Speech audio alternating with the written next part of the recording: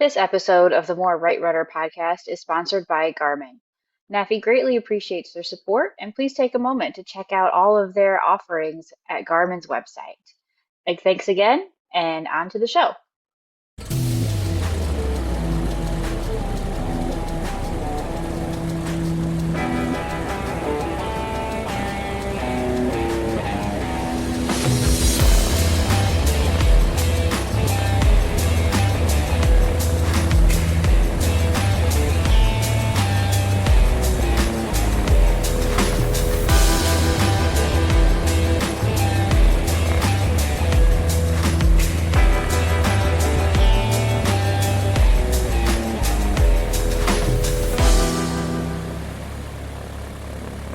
Welcome to another episode of the More Right Rudder podcast, the podcast for flight instructors on the go.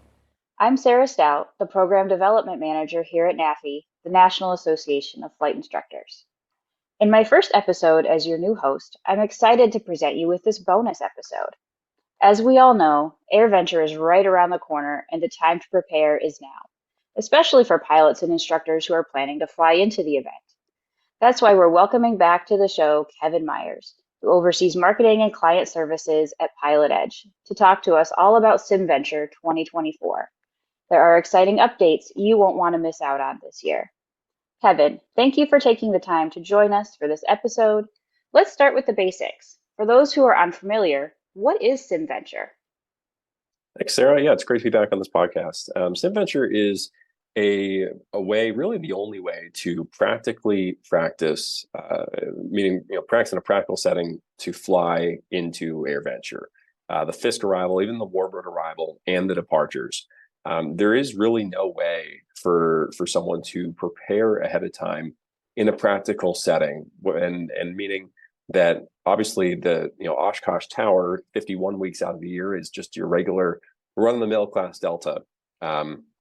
And so if you were to try to practice the procedures, it wouldn't be anything like what you're actually going to experience at AirVenture. Similarly, if you wanted to do just kind of a tabletop sort of briefing or practice even, it's just not going to feel real. But we allow people to practice with everything involved, including the actual Oshkosh controllers that you're going to be talking to when you fly into AirVenture just a week and a half later. With SimVenture on your flight simulator. So if you have a home sim or you have access to a flight simulator, you can connect to the PilotEdge network and you can fly in SimVenture, which is July 11th through 14th. And it will allow you to practice that FISC arrival, that warbird arrival, and the departure procedures all 100% realistically with the actual controllers, having you rock your wings, calling you out by type and color, giving you a dot assignment on the runway, and all that with a bunch of people, a bunch of other airplanes all around you being flown by people just like you who are also practicing for the real thing. That sounds like a great way for people to practice and really get a feel for the event. There's, like you said, no other way to do this. So you mentioned people could do this at home or if they had access to a different type of simulator. So what types of devices and simulation tools will have access to this type of event? So because this is hosted on the PilotEdge air traffic control network, which every day PilotEdge provides live air traffic control for flight simulators. So even outside of Oshkosh and SimVenture, every day of the year, minus Christmas and Thanksgiving, you can log on to a flight simulator and get live ATC for your sim. You can actually be talking to air traffic controllers. It's not AI. It's completely person to person. But PilotEdge works with Microsoft Flight Simulator 2020. X-Plane, which is made by Laminar Research, and Lockheed Martin's Prepared, and Flight Simulator X or FSX. So those are the four main simulators that people would have in their homes as it is. Yes, if you have a Redbird sim that runs with Lockheed Martin's Prepared, so that would be compatible with PilotEdge as well. And for those in the commercial environment, if you have some commercial grade sims, again, including Redbird, your sims are likely compatible with PilotEdge as well. You can certainly reach out to us or check the PilotEdge website to get more information on that. All right, great. So it sounds like it's really open to a lot of people to participate. So Kevin, you mentioned the different platforms flight simulator platforms that are compatible with PilotEdge. And I've been fortunate enough to instruct in a device with PilotEdge. It's a fantastic tool. So how do people with those platforms get started with PilotEdge? Do they just pop in, I want to fly to Oshkosh, and away they go?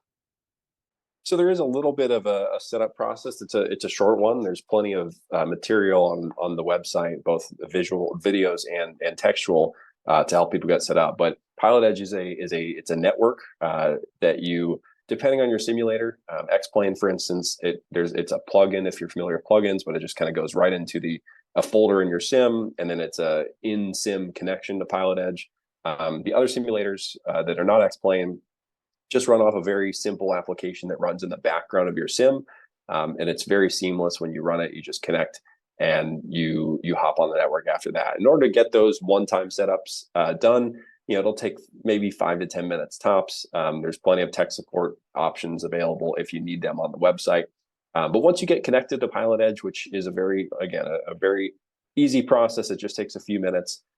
You do need a PilotEdge account. And one thing with SimVenture, though, which is great, is that we include the free trial accounts within SimVenture. So if you've never had PilotEdge before, if you've never tried PilotEdge, you are eligible for a free trial account, which is 14 days, which lasts for 14 days after you sign up, or 5 hours of network connectivity time. So don't sign up before July 1st would be my advice to you, because the event is July 11th through 14th. So that gives you your 14 days that you need. And then after July 1st, when you sign up for PilotEdge at pilotedge.net for your free trial, there's no credit card required, by the way. There's nothing to remember to cancel. You just need your email address and you set a password and you're good to go. So you sign up after July 1st, and then you just don't burn all your 5 hours trying to get set up. I would recommend trying to at least connect to the network so you can positively connect there, and then after that you should have 4 hours and 57 minutes left to fly for SimVenture. And then of course, if you like it and you want to continue flying after that time, it's just $20 a month. And if you want to fly more than 5 hours for SimVenture, then you just $20 a month for a month subscription, and you can fly for the rest of the event. So it's very inexpensive, compared to flying a real airplane, certainly. And of course, it's all just compiled within the same subscription as the normal PilotEdge user would have. That's a really great option. Even if they only just want to subscribe for the 1 month. And I'll say my experience with PilotEdge was fantastic. It's a level of realism that even an instructor sitting next to you in the sim can't provide. I got my hand slapped for being on the wrong frequency once, and so Right. but it was good. It was a busy Howard Airport. I had genuinely screwed up, and they told And me. So that's really kind of, it's that level of realism that you really need to prepare for these types of events. yeah, and being that it's the NAFI podcast, and that there are plenty of flight instructors, I'm sure, listening.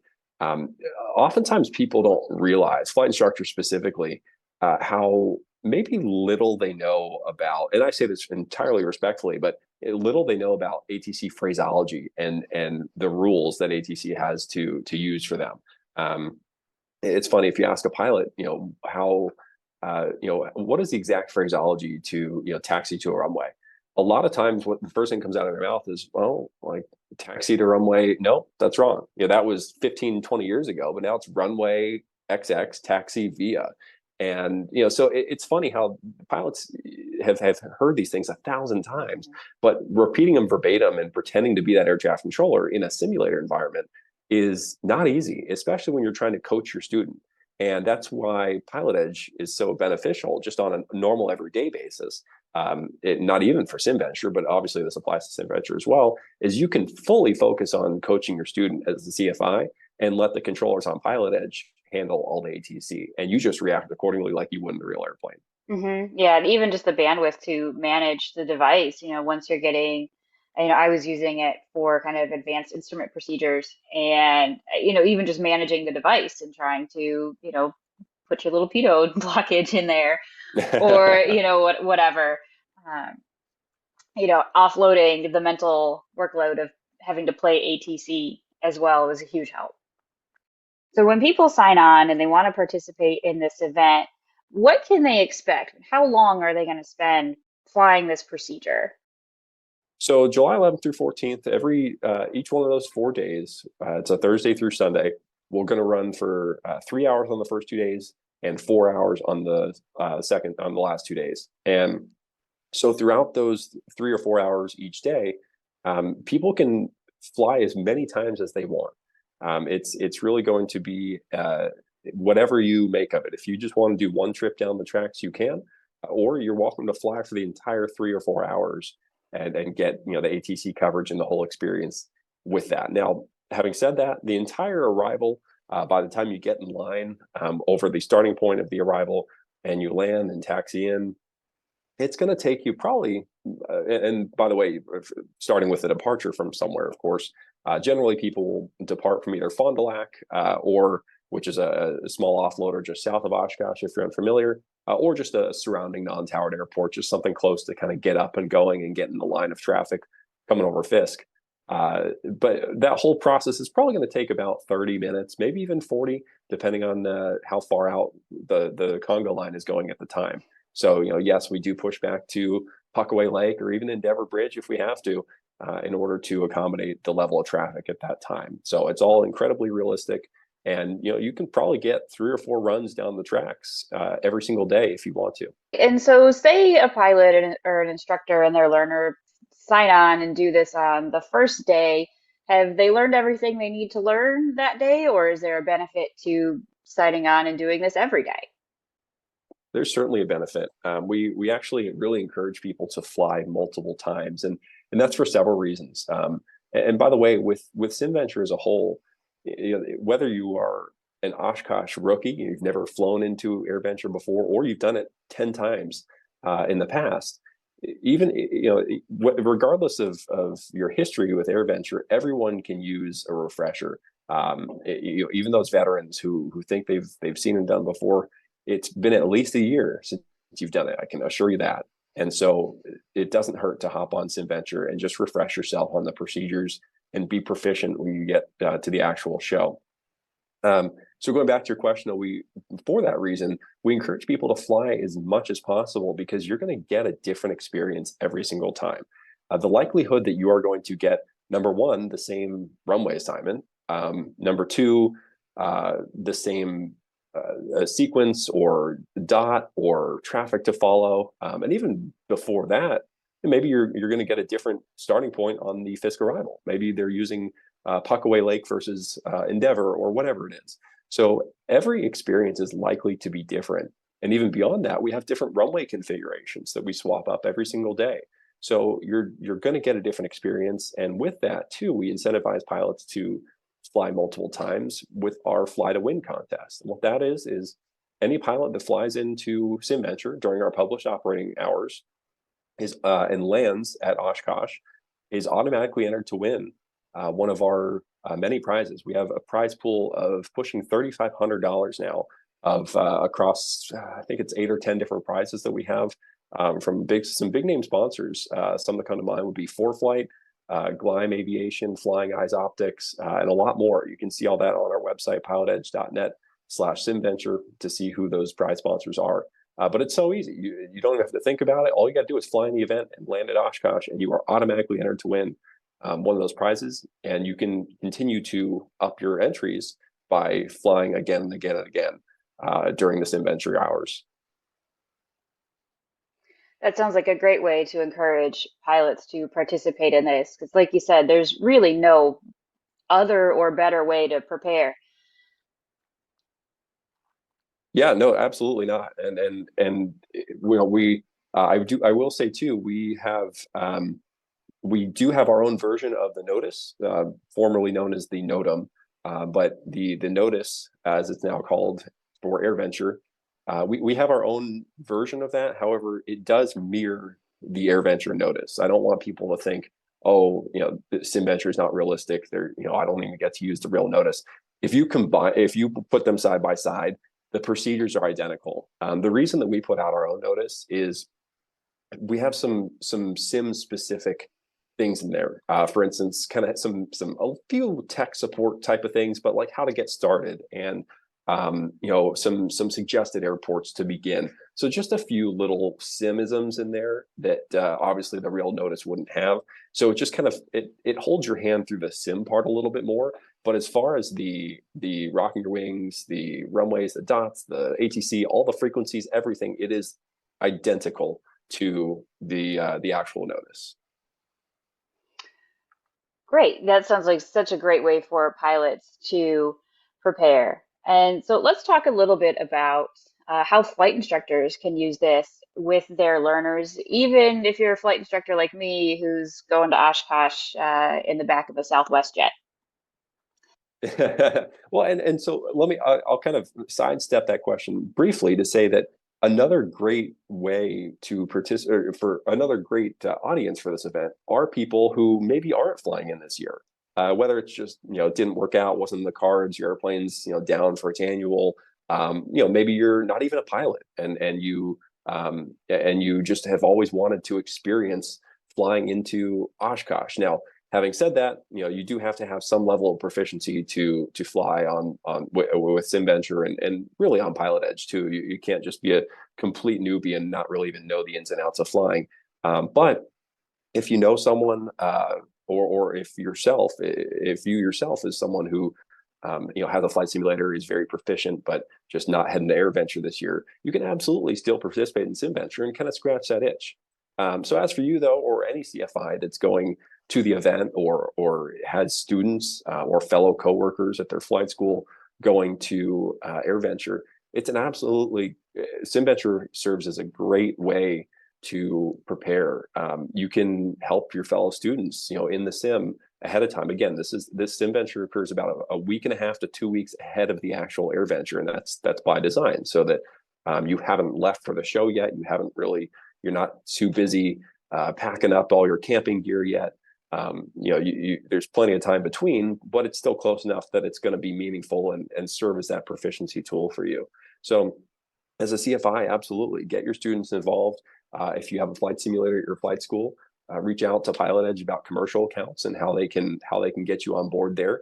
There have been flight schools who have also sold Oshkosh preparation packages where they can, for X amount of dollars, their clients can come in and fly in SimVenture, and so it's a good source of revenue for the flight schools. It can be who are on the PilotEdge commercial accounts, and also just a great way to help spread the proficiency of AirVenture. Yeah, proficiency was the big thing I was looking at because these procedures themselves, as far as, fly from point A to point B at this airspeed and that aren't terribly complicated. It's staying on top of the communications and understanding when they're talking to you and the situational awareness of everything going on around you. That's the big challenge. Yeah, there's so much situational awareness that has to be maintained. Obviously, a lot of people are much more comfortable having a safety pilot or even just a Mhm. second set of eyes up there, whether it's, might not even be a pilot at all, but just, hey, look for traffic. And in that briefing too, and we've heard success stories in the past. This is our fifth SimVenture, by the way. We've been doing this since 2020, and we've heard stories in the past where pilots have had their husbands or wives who maybe aren't pilots themselves, but they've sat with them in SimVenture so they can kind of brief ahead of time. And again, what a better way to brief that? Okay, when we're coming over here, I need you looking this way because I'm looking this way, and have that extra. It's the CRM of even a non-pilot in your small GA cockpit can absolutely be beneficial there. So it's obviously a lot lesser risk to be practicing this ahead of time, and get all those mistakes out early. Hopefully there are no mistakes, but make them in the sim. And the great thing is the controllers are so ready for it. As I mentioned at the beginning, these are the real Oshkosh air traffic controllers, the actual ones who will be working the show 2 weeks later. And it's been so fun to work with them over the past 5 years and talk to them about things. And early on, in our first and second year specifically, we talked a lot about mistakes, and we'll historically, sim pilots make more mistakes than real pilots. That's not to say that there's anything wrong with that or to generalize sim pilots, but with technical issues with your joystick or whatever might be happening, um, you don't have 2,000 hours in your sim. Typically, you have 2,000 hours in your airplane and maybe 30 in your sim. So you're just more proficient in the actual plane. But so we talk to controllers a lot about, well, what happens if they just start losing altitude, or if they turn down the wrong road. Are you guys able to deal with that? And they just kind of laughed. The controllers laughed at us. They said, this happens for real. Of course we know how to deal with this. There are plenty of mistakes at AirVenture, and we just have to roll with it. And so that was so cool, and it's so neat to see it from their point of view too. When we're watching them, there's a lot of coordination going on, efforts behind the scenes of SimVenture, and we're really watching these controllers do their job, and it's amazing to see how good they are, and how they're able to work that amount of airplanes. And SimVenture does get very busy, by the way. Last year we had over 2,000 arrivals over the 4 days. So it is a legitimate event, and we get rocking just like the real show. Hmm. Yeah, all the more reason for people to seriously consider participating in this. It brings, every level of realism that you would want to practice going into an event like AirVenture. That's the goal. So let's talk about some of the upgrades to the scenery and things behind the scenes that have happened that pilots will get to experience when they're flying into Oshkosh. What are they going to see on the ground? Yeah, it's a great topic. So the two big things that pilots have to download and set up kind of ahead of time, which is why hopefully the users, or hopefully the listeners are listening to this, several days ahead of time from the start of SimVenture, whenever people are listening to the actual podcast, and get time to do that. But there's a little bit of setup involved, and specifically, it's the scenery. We do have free downloadable scenery for all four of the simulator platforms I mentioned earlier, for Oshkosh, and it is beautiful scenery. You can't get it anywhere else except from PilotEdge, and it is free for anyone with a PilotEdge account. You just go on to the SimVenture page and download it. It'll be available about a week ahead of time from the event. So if you're listening to this and you've gone to the web page and it's still not there, just keep checking back. We will get that posted with specific download and installation instructions, as well as some technical support methods if you need that. So the scenery, number one, is critical for the reason that we need everyone to be on the same page with their scenery, right? Everyone has to have the dots where they're supposed to be. And then beyond that, we have flagmen. Flagmen are in the scenery. We also have something we call dynamic flagmen, which actually get injected into your simulator in real time, that will point you to where we need you to go. So there's some flagmen who we do have baked into the scenery because they always point the same way. But there are other flagmen who have to point several ways based upon where the current active runway is, or where the current parking location is. So we actually inject those into your simulator real time. So that's a really kind of special, magical moment with the event, is when those flagmen start populating and point you literally to where you need to go. And beyond that, it's just our generous sponsors, NAFI included, who have branded tents and branded little things throughout the scenery, just to make Oshkosh Airport come alive as it does in the real life. If you've ever been to Oshkosh outside of the end of July, you'll notice it's just a big empty grass field, and it's not very exciting.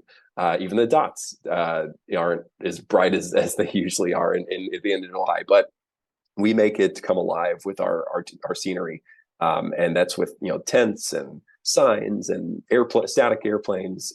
Again, the flagmen, cones, everything, and it really feels like you're there, and it's a lot of fun. So yes, the scenery, it's available to anyone with a PilotEdge account for free. That is downloadable about a week ahead of time, and that will be a requirement to get set up, in addition to the notice that we put out, as I mentioned earlier. That sounds amazing. We really appreciate you taking the time and effort that PilotEdge does to build out the NAFI tent. We're thrilled to support this event. It's such Thank a you. great We're way glad to have the for support. our missions to collaborate. And that's a pretty good overview of what pilots can expect and how to prepare and how to participate. But PilotEdge might be adding one more special feature this year. Could you tell us a bit about that? Sure. Yeah, it's every year we try and do something a little bit different, and really just additions. We never really want to take anything away from the event.